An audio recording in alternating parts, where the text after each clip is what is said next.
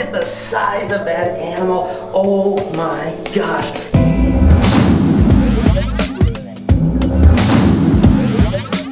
Hey, good morning everybody. Welcome to the vlog. I got a few hours of sleep after going a couple days with hardly any sleep, so I am still struggling a little bit with my energy level, but hey, you know what? There is no crying in baseball. There's no crying in baseball!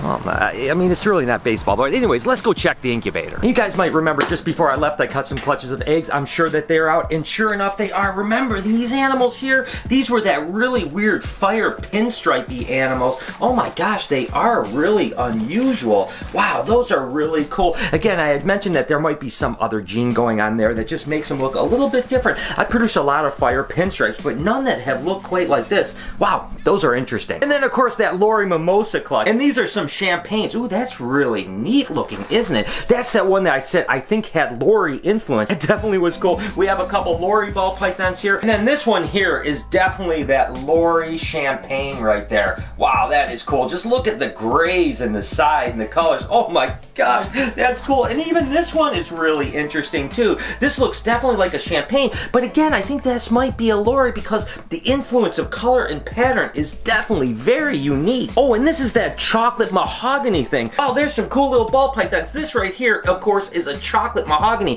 What's interesting is it almost looks like a super chocolate ball python. That is really interesting. So obviously the mahogany and the chocolate have some sort of allelic way, or at least mix in a way that they actually look like super chocolates. Now this looks like just a chocolate ball python here, and this is another one that looks like maybe it's a mahogany chocolate. Wow, those are awesome. So that basically wraps up what's happening here at the incubator. Let's head over to the shop. So sometimes things you see at BHB are absolutely crazy. So we've got a chicken that has a tortoise that has a best friend, and then we have a tortoise that's drinking out of a dog bowl.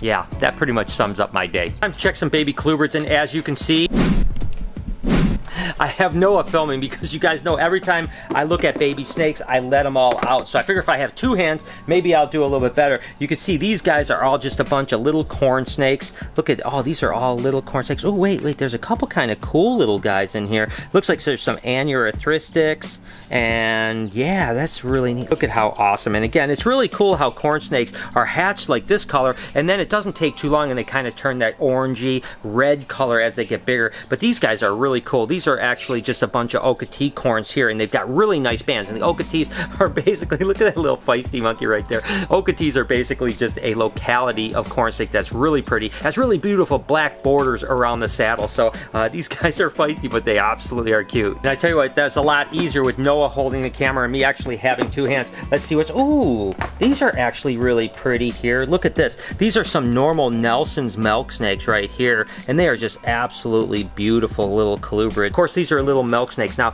what's interesting is there's a Nelson's and then there's a Sinaloan milk snake, and they look almost exactly the same. But it has to do with the triad count. When they have more triads, I believe it's more than 13 triads, that comes from the locality that's actually a subspecies called Nelsoni. When they have less than 13, typically they are Sinaloans. Now, of course, you could have more or less within Nelsons or Sinaloans, and that doesn't make them a Nelsons or Sinaloans. They are different subspecies. But I don't know. That's just the way that's described, so that's the way it is. And then look at this little monkey right here.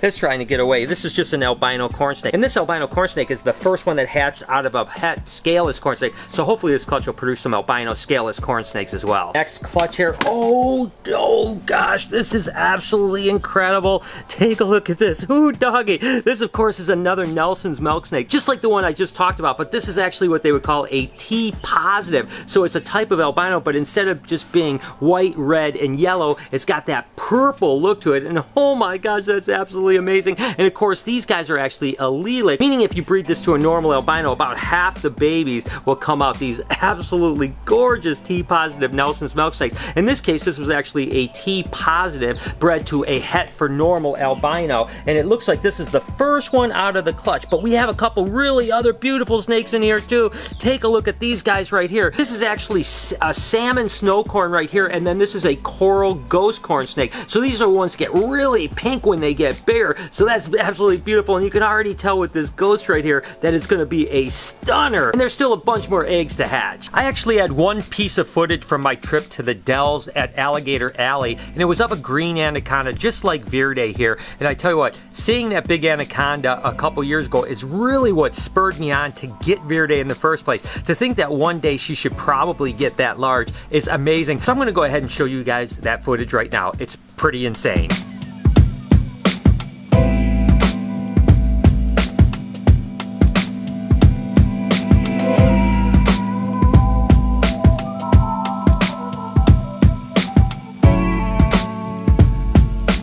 Ever since I first came to Alligator Alley, I dreamt that I would one day be able to mess around with this green anaconda. Take a look at how huge she is. Look at her. You guys know that I absolutely love Verde, and one day I hope that Verde can get anywhere near this big, but it's gonna be like 10 or 15 years. Look at the size of that animal. Oh my gosh, is that an unbelievable girthy animal? I bet you she's 250, maybe even 300 pounds. I have never been in with a green anaconda this big and certainly tame. Just take a look at her right there.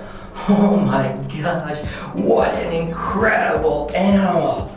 Oh my gosh, I tell you what guys, I'm absolutely tripping out. Like I said before, if you guys get to the Dells, Wisconsin, you gotta come to Alligator Alley. I'm gonna be honest with you, you're probably not gonna be able to get in with this big green anaconda, but hey, you can still come and see her because she's absolutely incredible. I'm freaking out. This was worth the trip.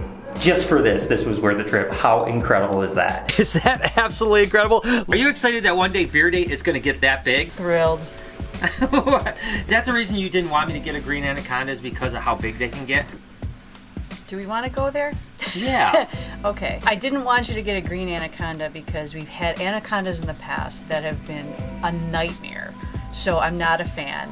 And then second, you just kind of sprung this one on me. This wasn't like, oh, hey, Lori, let's get, this was like, oh, by the way, look what I got. Yeah, but look at how tame she is. Look at, I could kiss her on there. Mwah. Oh my God. Look at how tame. Shit would bite you on the lip right now.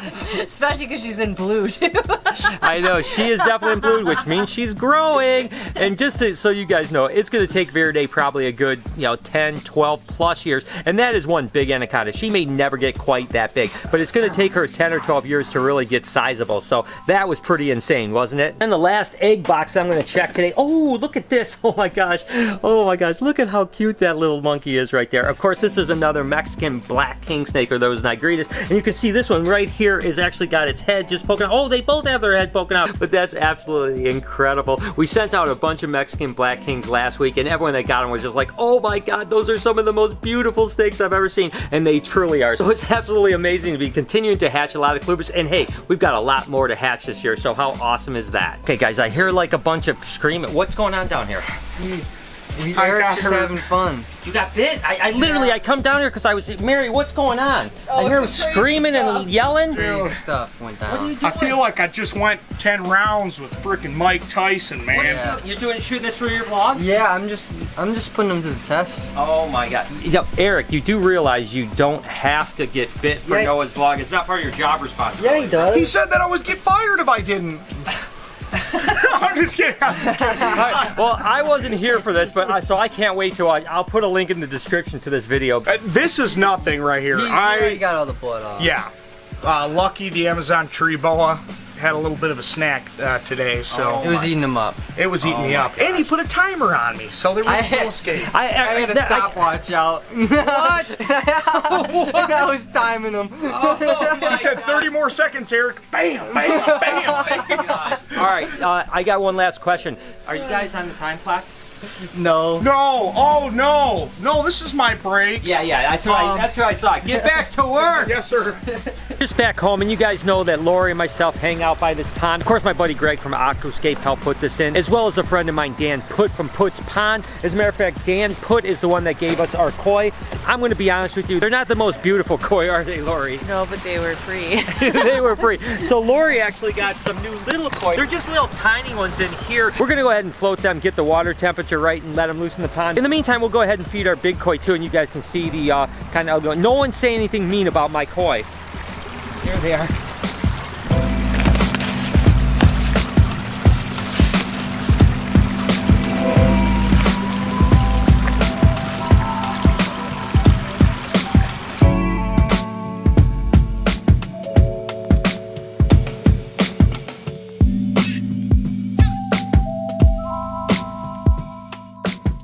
go into your nice big new pond. Be free. That one was excited. Yeah. How many did you get? 3. 3. Oh, look at it right there. That's a pretty one. I know, that's what I said. I really like the fins on that one. Oh my gosh. Well, they have a lot of water to grow really big. So I think I'm just gonna go ahead and shut things down. You guys know that I'm exhausted. I definitely need a good night's sleep. We may or may not be traveling tomorrow. I'm not sure what's going on yet. So I am gonna just kind of relax here by the pond with Lori and Noah, wherever he may be. Thank you guys for tuning in today. You guys mean the world to me, and I hope that you have an absolutely amazing day, evening, whenever you happen to be watching. Can you do me a couple favors, please, before we get out of here? Go ahead and hit that like button. Let's get this video over 5,000 likes if you possibly can. Turn those post notifications on so you know when I upload a video. Make a comment down below, be kind to someone, and I promise I will see you guys tomorrow.